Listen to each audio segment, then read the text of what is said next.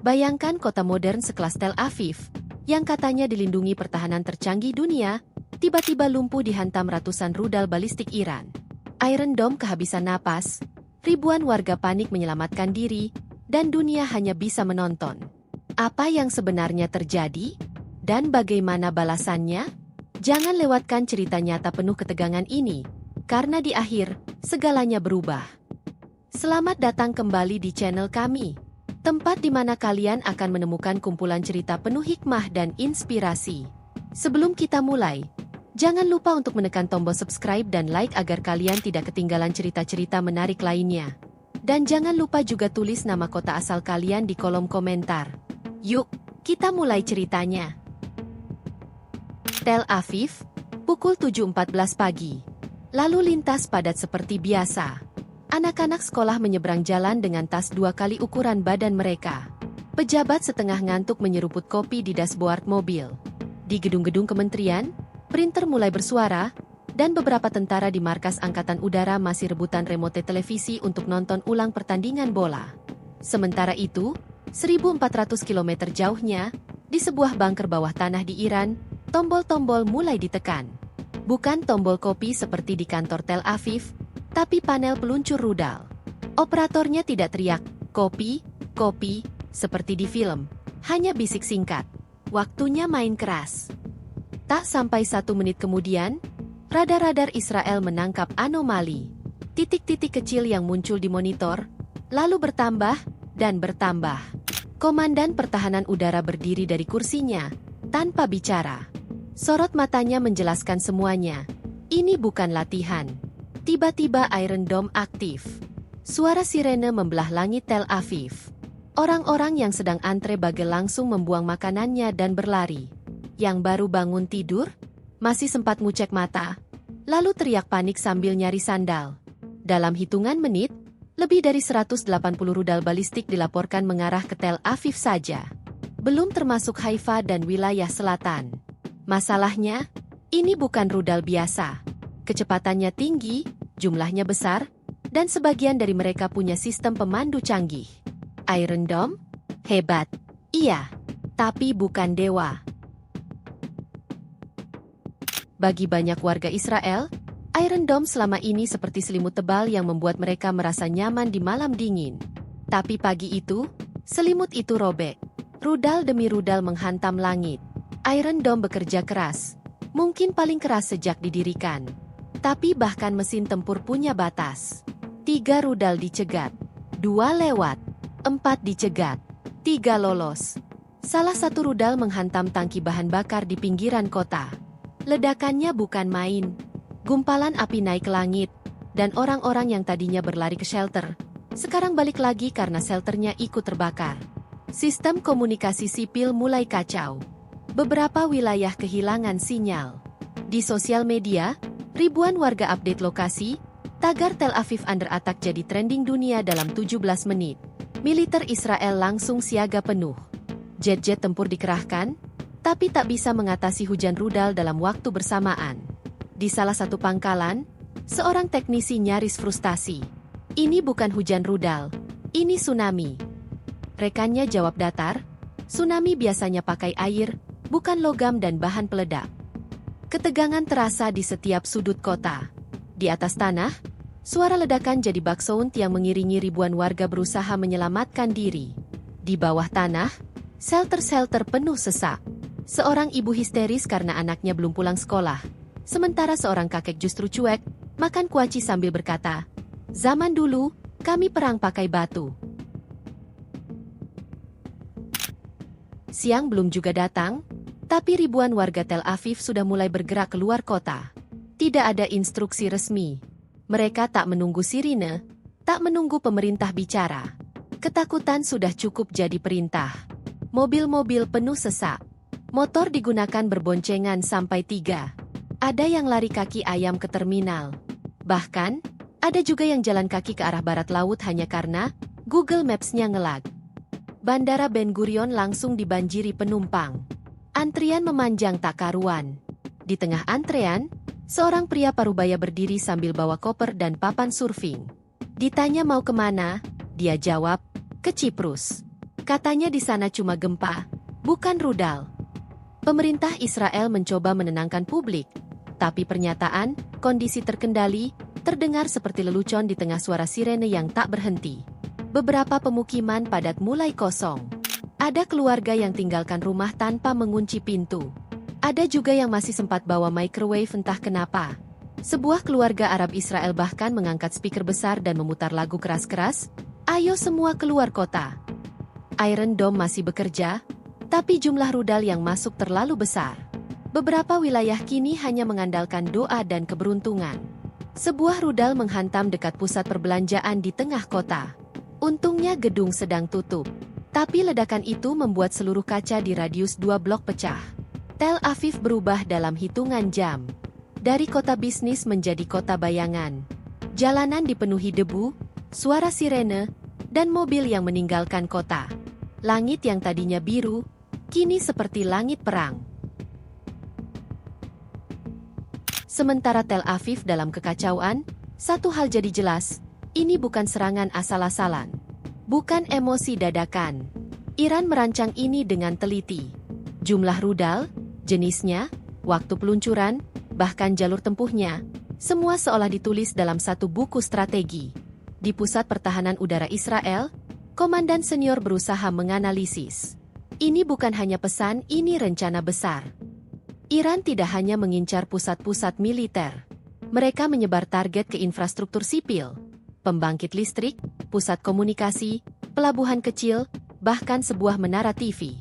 Hasilnya, bukan hanya kerusakan fisik, tapi mental warga juga terpukul. Ketika televisi berhenti tayang dan internet melambat, orang-orang sadar ini bukan serangan satu malam. Iran bahkan menyebarkan rudal keluar Tel Aviv untuk membuat Israel kebingungan membagi pertahanan. Di perbatasan utara, sirene juga terdengar. Bahkan satu rudal nyasar ke arah ladang petani. Petaninya cuma ngelus dada. "Saya nanam tomat, bukan nuklir, napa kena juga?" Di belakang layar, negara-negara besar mulai memantau. Beberapa mengeluarkan pernyataan datar seperti biasa, "Kami menyerukan deeskalasi." Pernyataan yang tidak lebih berguna dari payung bolong di tengah badai. Tapi Iran tahu, saat dunia masih menyerukan, rudal-rudal mereka tetap bisa terbang. Di ruang krisis Israel, Perdana Menteri berdiri di depan layar besar.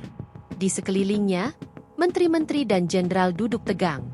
Beberapa berkeringat, meskipun ruangan ber-AC. "Berapa rudal yang berhasil dicegat?" tanya PM.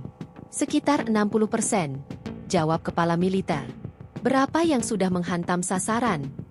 "Sekitar 70 rudal, dan itu belum termasuk gelombang kedua." Semua terdiam. Hanya bunyi ketukan pena di meja yang terdengar.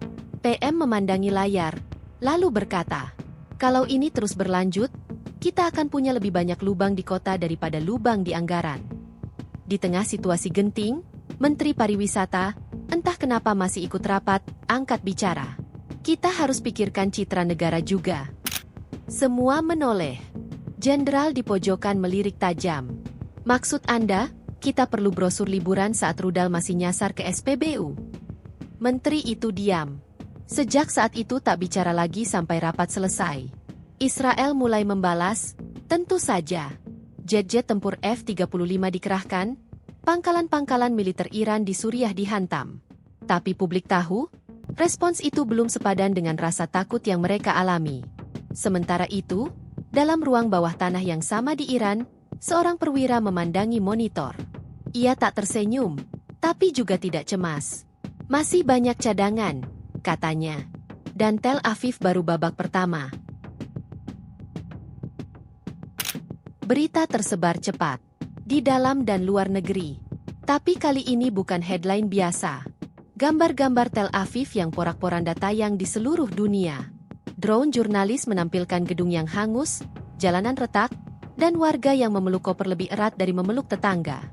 Presenter TV lokal yang biasa tampil dengan senyum plastik, kini tampil dengan suara gemetar. "Serangan balistik terbesar dalam sejarah negara ini," katanya, dengan intensitas yang tidak bisa diprediksi. Di sosial media, warga mengunggah video shelter yang penuh, ada yang melemparkan sarkasme. "Jangan lupa bawa popcorn, kita semua sedang syuting film kiamat." Namun tak semua bercanda. Banyak yang marah. Selama ini katanya Iron Dome kebal segalanya. Ternyata bisa juga ngos-ngosan, tulis seorang warganet.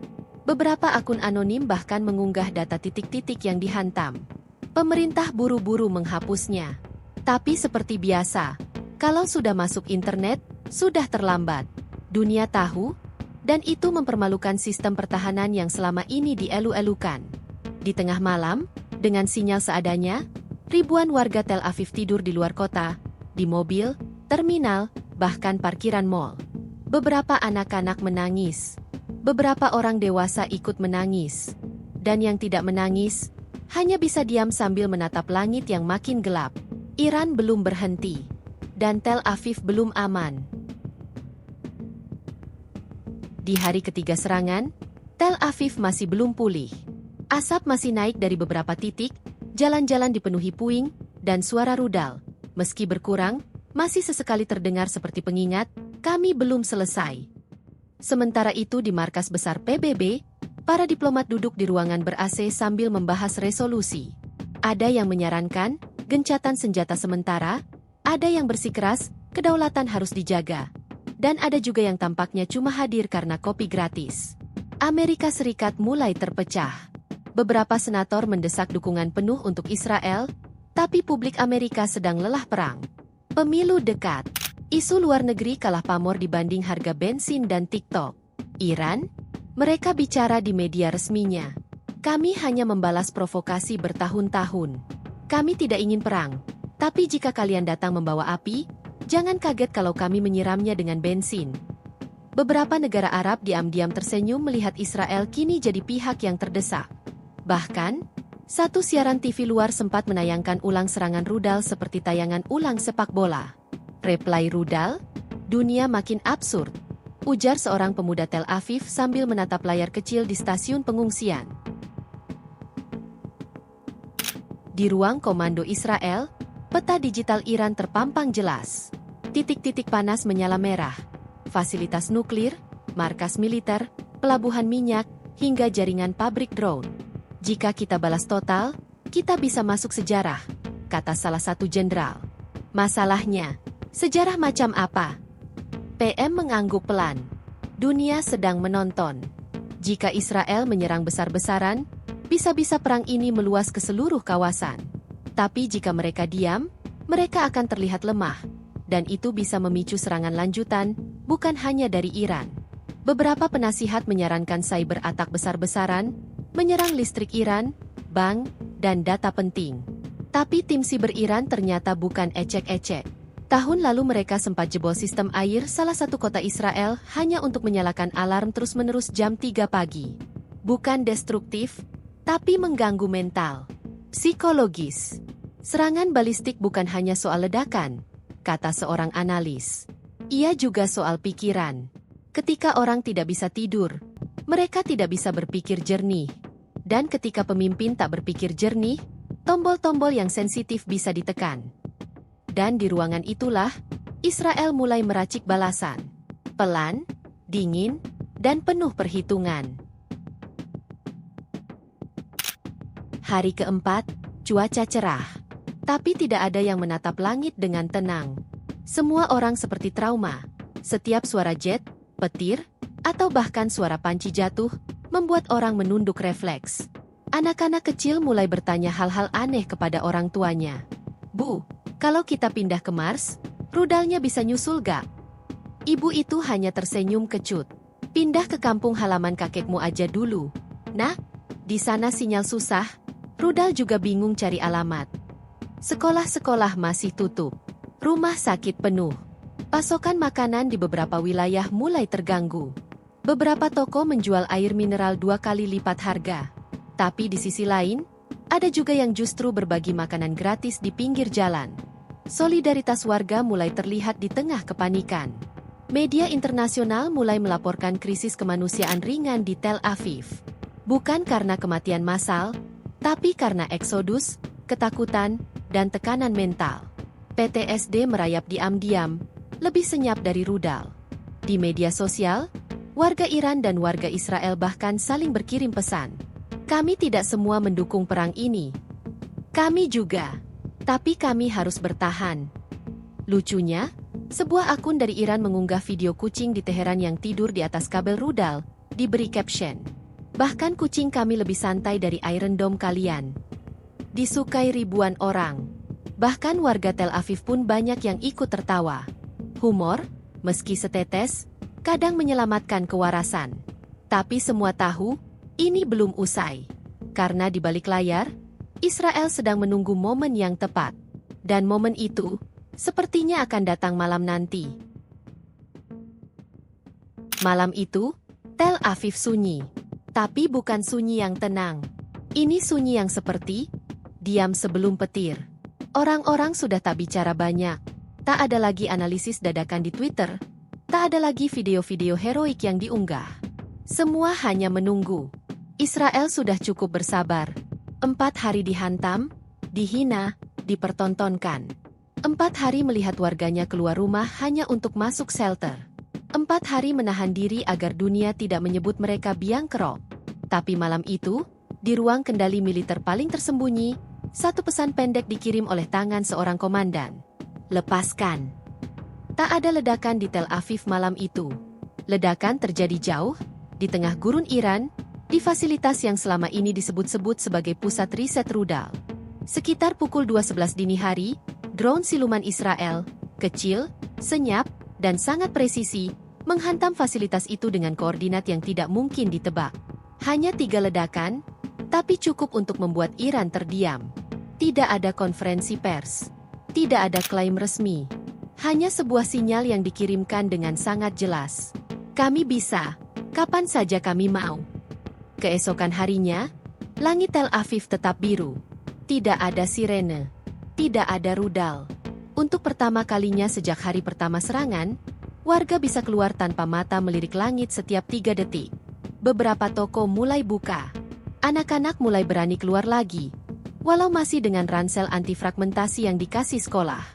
Di televisi nasional, Perdana Menteri hanya berkata singkat, "Kami tidak ingin perang. Tapi jika seseorang melempar batu ke dalam rumah kami, jangan kaget kalau kami mengirimkan kembali dengan amplop besar." Malamnya, Tel Aviv sedikit tertawa. Di kafe kecil dekat pantai, 2 pemuda ngobrol. Lo yakin Iran gak bakal bales? Mereka juga lagi sibuk ngecek CCTV. Mungkin bingung, rudal kita meledak, tapi kok yang hilang malah fasilitas kita.